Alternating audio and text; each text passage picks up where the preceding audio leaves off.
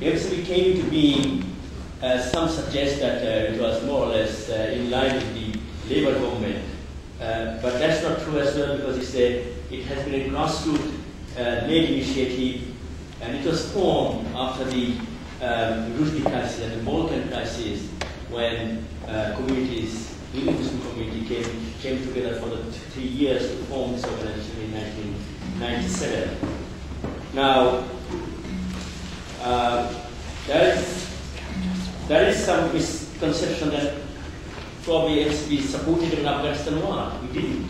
And on 9th October 2001, we said British Muslims want justice to be done for the horrifying events of September 11. These day and night strikes, that means the bombardment of Afghanistan, which are already leading to innocent civilian deaths amongst the long-suffering Afghan population, will not achieve its purpose. These attacks will only lead to further polarization in the world.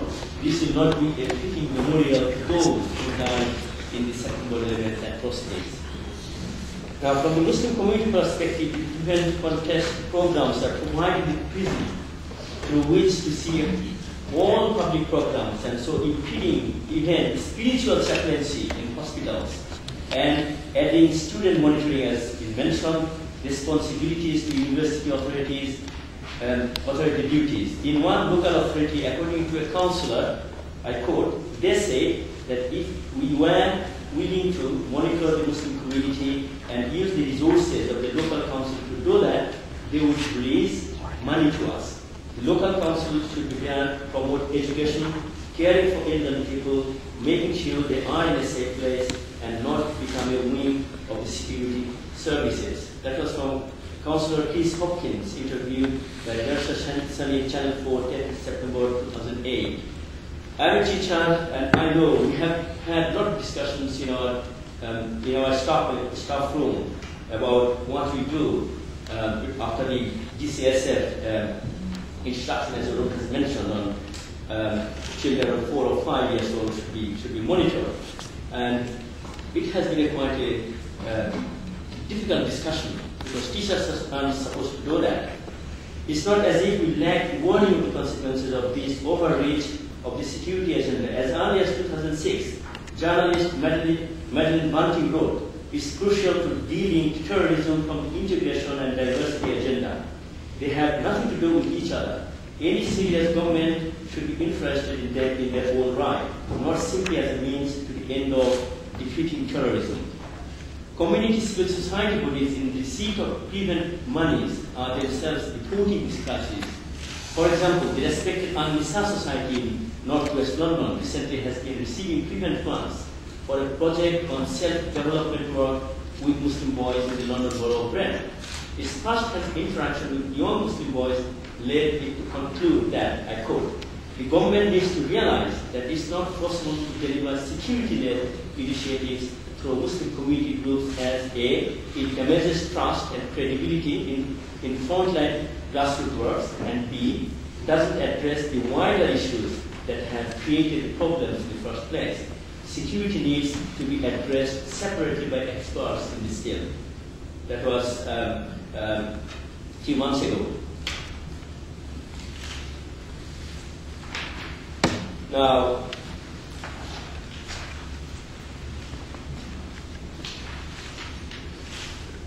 what's happening? It's no wonder that the economists observed earlier this year the failure of current policies aimed at fostering moderate Islam can hardly be overstated. The very word prevent has become discredited in the strongholds of British Islam, which include East London, Birmingham, and a string of northern industrial towns. Economists a few months ago. To spell it out even more clearly and bluntly, it seems that for many agencies and groups, access to funding becomes possible if they take on prevent agenda.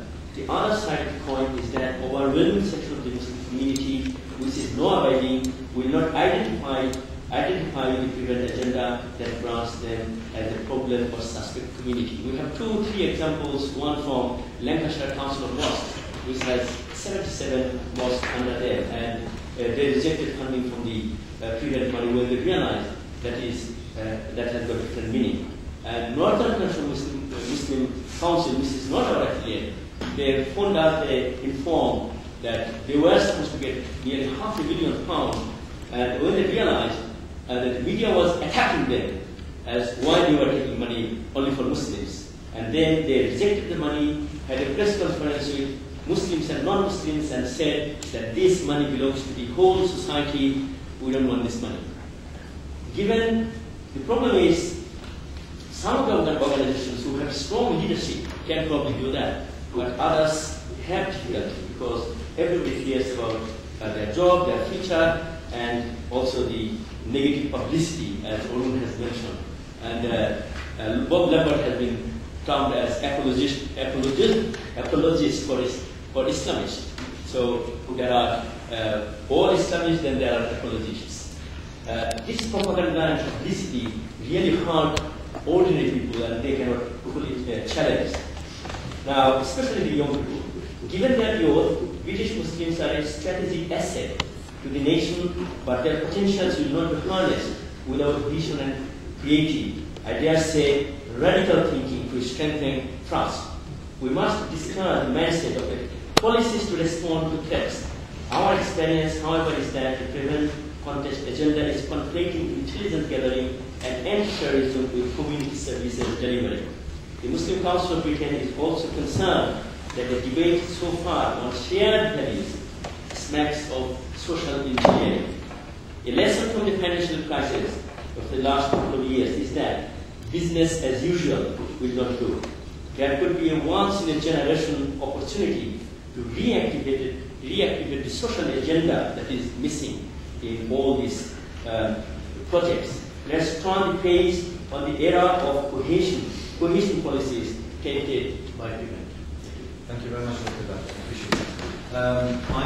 I'm extremely intrigued by the fact that Dr. Bhatt shows as his very opening line the fact that the MCB has not taken PPE money. Now, this is for the umpteenth time that I've attended meetings where various organizations up and down the country, they open up by saying, by God, we have not touched this money. And it just, I think, adds to the mix of exactly what use this particular mechanism is. However, once again, this is for your thoughts and discussions later. May I introduce our next speaker from the Campaign Against Criminalising Communities, Salih. Thank you very much indeed. Thank you for inviting me. The Campaign for Criminalising Communities, we are very against research. And really, in our view, it's a very high quality report, it's a very balanced report. And it does demonstrate the commitment of institute investigations to do research to address these issues and problems that face the minority communities. The interesting thing for me was to look at the response to this report.